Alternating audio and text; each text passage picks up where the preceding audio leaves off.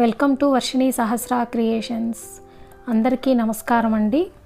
ఇవాల్టి special video ప్రపంచంలోనే అత్యంత ఎత్తైన శ్రీ మహావిష్ణువుని విగ్రహం ఎక్కడ ఉంది, ఏ ఆలయంలో ప్రతిష్ఠించారు, ఈ విగ్రహం యొక్క విశిష్టత ఏమిటి, ఈ వివరాలన్నీ మనము ఈ వీడియోలో తెలుసుకుందాం. ఈ విగ్రహం బెంగళూరులోని ఈజీపురాలో శ్రీ కోదండరామస్వామి ఆలయంలో ఉందండి. ఈ ఆలయానికి 75 సంవత్సరాల చరిత్ర ఉందండి. ఇక్కడికి చేరుకోవడానికి nearest metro station Trinity circle అండి. ఇదంతా రెసిడెన్షియల్ ఏరియా అండి. సో ఇక్కడ పార్కింగ్కి 2 వీలర్ కానీ 4 వీలర్ కానీ కష్టం అండి.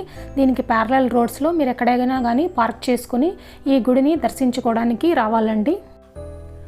ఈ గుడి దగ్గరికి రాగానే అండి బయట నుంచే మనకి ఈ స్టాచ్యూ కనపడుతుందండి. గుడిలోకి రాగానే ఎంట్రన్స్లోనే నేరుగా మీకు ఈ విగ్రహం కనపడుతుందండి. ఈ విగ్రహం వచ్చేసి 108 అడుగుల విగ్రహం అండి.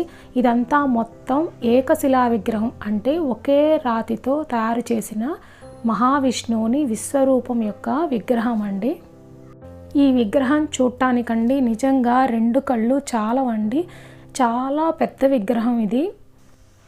ఈ ప్రాజెక్టు 2010లో డాక్టర్ బి సదానంద్ గారు, ఈయన గవర్నమెంట్ రిటైర్డ్ డాక్టర్ అండి, ఈయన స్థాపించారండి ఈ ప్రాజెక్ట్ని. ఈ విగ్రహం తమిళనాడులోని తిరువన్నామలై జిల్లాలోని కొరకొట్టే గ్రామంలో ఒక కొండ నుంచి 108 అడుగుల రాతిని తీసుకొని ఈ విగ్రహాన్ని తయారు చేశారండి.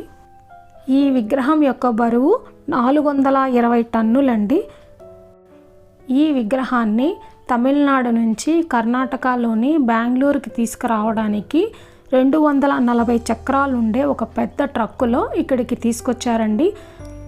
ఈ విగ్రహాన్ని తిరువన్నామలై నుంచి బెంగళూరుకి తీసుకురావడానికి ఎన్నో అవాంతరాలు, ఎన్నో అడ్డంకులు, ఆ తరువాత 6 నెలల సమయం పట్టిందటండి తీసుకురావడానికి. ప్రపంచంలోనే అత్యంత ఎత్తైన విగ్రహాల్లో ఇది కూడా ఒకటండి. 108 అడుగుల ఏకశిల మహావిష్ణు విశ్వరూపం యొక్క విగ్రహం ఇది. ఈ విగ్రహం అంతా కూడా ఒక తాబేలు మీద మహావిష్ణువు నిల్చుకున్నట్టుగా ఉంటుందండి. వెనుక ఆదిశేషుడు, 7 తలల ఆదిశేషుడు కూడా ఉంటాడండి. ఇక్కడ ఇంకో విశేషం కూడా ఉందండి. అదేంటి అంటే మనం ఇక్కడ స్వామివారి నిజపాద దర్శనం కూడా చేసుకోవచ్చండి. టికెట్ ఉందండి దానికి. ఒక పర్సన్కి 100 రూపీస్ అన్నమాట. మనము టికెట్ తీసుకొని ఇలా పైకి ఎక్కితే స్టెప్స్, అక్కడ మనము స్వామివారి పాదాల దగ్గరికి చేరుకుంటామండి. ఇక్కడ చూడండి విగ్రహం వెనుక స్టెప్స్ ఉన్నాయండి. మొత్తం 1008. ఈ 1008కి విష్ణు సహస్రనామానికి 1008కి లెక్క అన్నమాట.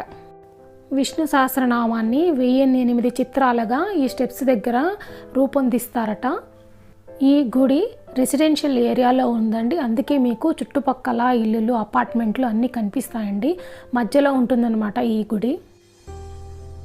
ఈ గుడి అంతా కూడా ఇంకా డెవలప్ చేస్తూ ఉన్నారండి. పనులన్నీ జరుగుతూ ఉన్నాయి మేము వెళ్ళినప్పుడు.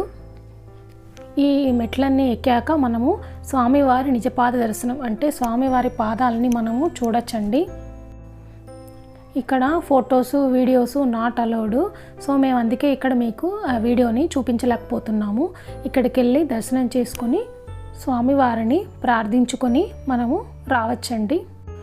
విగ్రహానికి 2 వైపులా మెట్లు ఉన్నాయండి. ఒక సైడ్ ఎక్కడానికి, ఒక సైడ్ దిగడానికి అన్నమాట. ఇది బెంగళూరులో తప్పకుండా చూడవలసిన స్థలం అండి.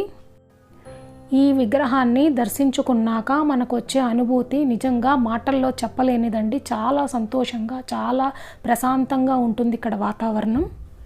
ఇక్కడ ప్రతి శనివారం, ప్రతి పౌర్ణమికి విశేష పూజలన్నీ జరుగుతాయండి. మీరు వీకెండ్స్లో కానీ వెళ్ళారంటే చాలా రష్ ఉంటుందండి.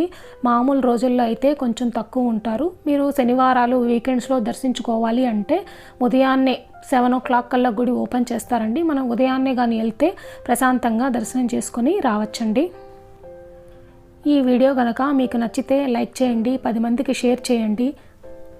మీకు వీలున్నప్పుడు ఈ ప్రదేశానికి తప్పకుండా వచ్చి స్వామివారి కృపా కరుణా కటాక్షాలకి పాత్రలవుతారని మనస్ఫూర్తిగా కోరుకుంటున్నాను. Thanks for watching. Om Namo Venkatesaya.